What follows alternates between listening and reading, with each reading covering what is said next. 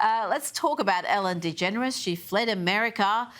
She couldn't live in Trump's America, but she's now hinting that she'd like to revive her TV career because she's bored. She's living in England with wife Portia de Rossi, and Kinsey, they want something to do. I can understand why they'd be bored. Yes, I love this headline. Ellen DeGeneres is plotting a career comeback after getting a bit bored watching chickens in England. As we now know, it turned out that "be kind" was just a catchphrase, not a character trait for Ellen. And Hollywood took note. I don't feel sorry for her, but I feel kind of sorry for the chickens. You feel sorry for the chickens. I'm sure those chickens are very pampered. You would hope so. Now, Donald Trump is predicting that Jimmy Kimmel and Jimmy Fallon are going to be the next lot of late-night TV hosts who get the boot following the axing of Stephen Colbert's The Late Show. Kinsey, he really is having fun with this. I've got to say, the unhinged reaction to Colbert's sacking, the meltdown, the conspiracy theories. It's the funniest thing that show has produced in, well, many years. Yeah, I will never forgive Stephen for his behavior towards Catherine, Princess of Wales, in the weeks leading up to her cancer diagnosis. He made cruel jokes about her and her family at their expense while gleefully hosting Prince Harry on his show. Mess with Kate, meet your fate. I know it's about something bigger than that, but at the end of the day, I would like to just call it getting markled. It seems like everyone that has sided with Harry and Meghan have failed spectacularly or had drama come their way. Hello to Tyler Perry, James Corden, Joe Biden. The list is pretty long, yet lonely. And I think that these are all people that chose to side with the wrong side of history and paid for it.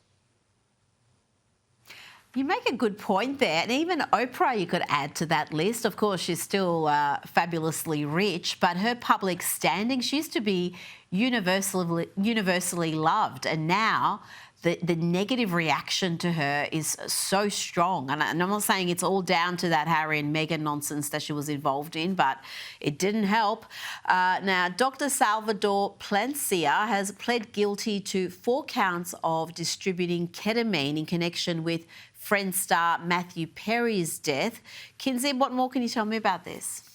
Well, he now faces up to 10 years per count in federal prison when he's sentenced on December 3rd. And while he remains free on bond for now, his attorney says he plans to voluntarily surrender his medical license within the next 30 to 45 days. According to federal prosecutors, this is the same doctor who allegedly mocked Matthew Perry in a message writing, "I wonder how much this moron will pay for the ketamine." So goodbye. I mean, this guy's a piece of work. Oh, yes. Now, singer Michael Tate from Christian bands The Newsboys and DC Talk has sent the Christian music industry into a tailspin with growing numbers of sexual abuse allegations being levelled against him. Kinsey, I've got to say, I've never heard of this dude until today, but apparently he's a big star. Rita, I have a picture of him in my kitchen that I have to take down now. I'm like 13 years old and my eyeballs are popping out of my head. I'm so excited to meet him. I've been to over 20 of his concerts. He has over 50, wow.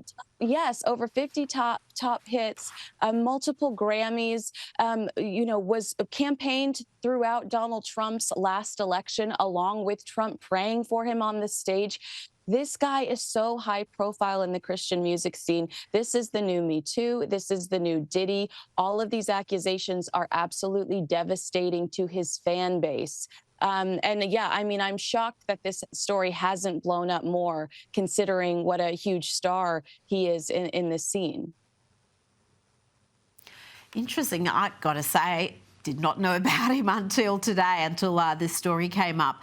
Before you go, content creator Andrew Callahan has claimed that George Clooney played a huge part in Jack Black breaking up his band Tenacious D after the guitarist Kyle Gass made a shocking onstage wish in Australia. It was, in fact, in Sydney, saying, "I hope they don't miss Trump next time," after that assassination attempt.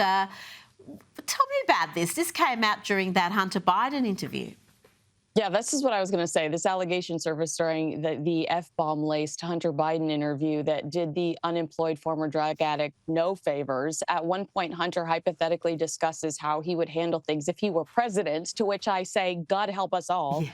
Look, I don't know what edibles and mood enhancers were served at the craft service table for this particular interview, but it was messy and not well researched. So I give it little to no credibility or validity. I know we don't like George Clooney, but I'm also like, does he really have any power over Tenacious D?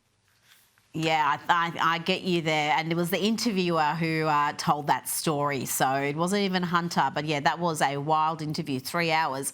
Kinsey Schofield, thank you so much for your time.